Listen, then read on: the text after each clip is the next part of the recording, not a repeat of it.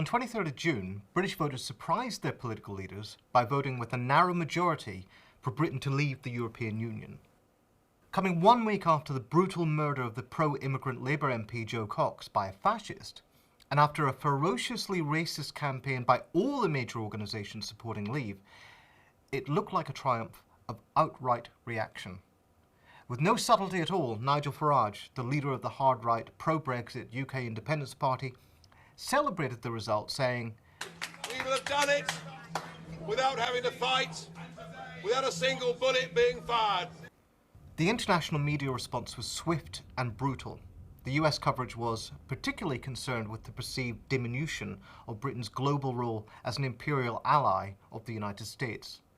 The Washington Post editorial board, which had strongly opposed Brexit, bitterly denounced David Cameron's leadership for having reduced Britain's importance as a US ally and looked to a strengthened NATO to overcome the weaknesses of the Atlantic Alliance. The Boston Globe chided, "Britain plays with fire, gets burned," suggesting that Britain would now struggle to find a role for itself on the world stage. Le Monde, having warned that Brexit could be Britain's Waterloo, leading to isolation and decline, predicted a constitutional crisis for Scotland, indicating a possible breakup for the United Kingdom. The Financial Times likewise expected English nationalism to drive Scotland from the Union. A study by the European Journalism Observatory, reported by Roy Greenslade in The Guardian, found that of the coverage in the US and European media, 56% of all articles in European and US newspapers were anti-Brexit, while only 8% of articles were pro-Brexit. Perhaps the only major exception to this trend of reproval came from Russian media. State television, as reported by BBC journalist Steve Rosenberg, decided that Britain had chosen independence, while Pravda lauded the collapse of Europe and Brussels' evil empire. These reactions, aside from overlapping fairly closely with the geopolitical alignments of the countries in which these media operate, indicate the major issue at stake for global media: Britain's role as a world power. And this is how they chose to explain the result. The quickly emerging cliché was that, as Alan Cowell wrote for the New York Times, Little England had prevailed over Great Britain, parochial nationalism gainsaying a more expansive imperial identity. The German newspaper Tas am Wochenende joined in, sarcastically declaring, "Well done, Little Britain." The left-wing French newspaper Libération joined in the fun when, on the day of the result, it ran with a front page depicting a zip-lining, Union Jack-waving Boris Johnson with the headline, "Good luck." This theme was linked to the argument that a form of pernicious populism had taken hold. The New York Times front page warned of the strength of populist revolt embodied in the result and published an op-ed attributing the result to the rise of right-wing populism in formerly left-wing areas of the United Kingdom. The Spanish newspaper La Razón similarly blamed El Populismo. CNN ran an article describing the outcome as a revolt on the part of the council estates and rural dwellers against the rich metropolitan centres of power. The pubs of Little England have been alive with an anti-elitist groundswell. The global capitalist machine, they postulate, has gobbled up more migrants than the country can contain. For many in the UK, beyond the leafy fringes of the capital's rosy suburbia, they see a rich upper class that has grown ridiculously rich, intertwined with the political elite in their pocket and their thrall. Certainly there was something to this view. Research by the British Election Study found that the argument was polarised between two sets of values. Leavers foregrounded issues inflected by resentment, immigration, borders and sovereignty. Remainers accentuated issues inflected by a technocratic language, the economy, trade, security. But this is exactly how the debate was structured by the British media in the run-up to the referendum. It was, as research by Loughborough University showed, a debate between the business-minded centre-right and the nationalist hard-right, with the latter the only side talking a language of discontent. The xenophobic wing of the British press worked overtime to give emphasis to the resentful nationalist tenor of the vote. The Daily Mail exulted on its front page, "Take a bow, Britain."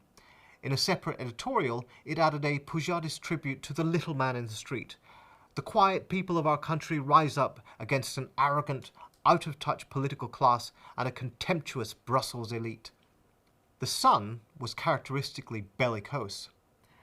Where the Brexit was won, streets full of Polish shops, kids not speaking English, but Union Jacks now flying high again.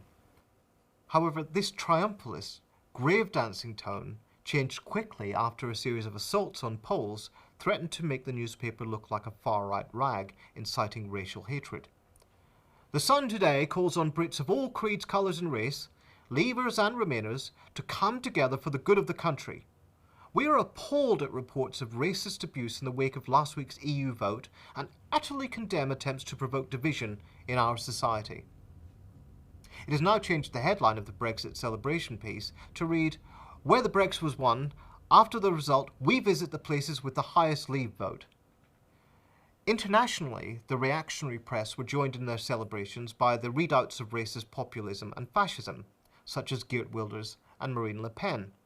Aside from complaints about Britain's global status being submerged in Little England sentiment, much of the post-Brexit reporting emphasised the possibility of economic disaster. After the vote, chaos, the Economist warned, auguring economic collapse as the first fallout. Le Monde evoked panic on the financial markets. This is just the start of Brexit's economic disaster, centre-right economist Philippe Legrain wrote for the New York Times. The Times editorial board warned that with a falling pound and reduced growth predictions, Brexit would lead to job losses and spiking prices from imports. The OECD was widely reported comparing the economic shock to a natural disaster. Brexit threatens the entire European economy, the Huffington Post complained. But as time went on, it seemed that this picture needed to be nuanced.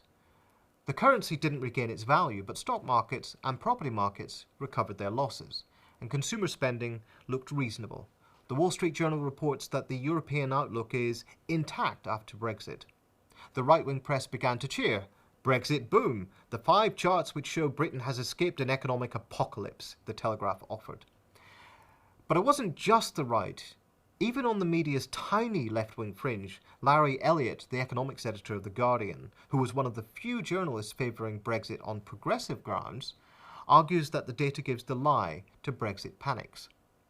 Those looking for a Brexit effect in the Office for National Statistics data would struggle to find one. The 52% of Britons who voted to leave the EU appear to have gone on a celebratory binge, while the 48% who voted to remain seem to be getting over the referendum blues with a bit of retail therapy. Almost immediately after the result, media outlets embarked on a campaign to track down those who had what they called regrets over voting leave, with economic fears foremost. CNN solicited such views via its Twitter account. The Mirror produced vox pops of people who had changed their minds but too late, while pollsters got on the job of finding such people. Soon enough, a poll appeared showing that 52% of the electorate voted to leave the European Union. Many Leave voters instantly regretted their decision. The pro-Remain Independent newspaper reported that electoral services workers have reported calls from people asking if they could change their decision after Friday's result became clear. The paper claimed that even the arch-reactionary Kelvin Mackenzie had a case of buyer's remorse after the outcome. The London free sheet The Metro reported that 7% of the Leave vote, or some 1.2 million voters, had regrets. Soon, widespread coverage was given to a petition online calling for a second referendum, signed by 4.1 million people. In fact, what the papers often didn't mention was that in the same poll conducted for the Daily Mail, 4% of the Remain electorate also regretted their decision. What is more, as the pro-Remain newspaper The Mirror reported at the same time, the majority of voters didn't support a new referendum. Just 39% said they felt a second referendum should be held. Writing for The Guardian, human rights lawyer Geoffrey Robertson urged that Parliament could simply cancel the referendum result, insisting that democracy was never supposed to mean the tyranny of the mob. Apparently, democracy means the tyranny of nice metropolitan liberals. This sort of attitude was in abundant evidence with the launch of an appallingly smug newspaper, The New European, set up by the media company Archant and edited by a former Mirror journalist. If metropolitan liberals, having just lost the argument, wanted to build some bridges, they had the option of thinking through carefully why not enough people were attracted to their arguments. Instead, the first edition of the New European, looking like a particularly self-satisfied variant of the Independent newspaper, offered a front page consisting largely of a cartoon calling Brexit voters idiots and proudly vaunting its experts. Now, this surely is a caricature of affluent liberalism. As Angus Harrison wrote for Vice UK, it is a sore loser newspaper.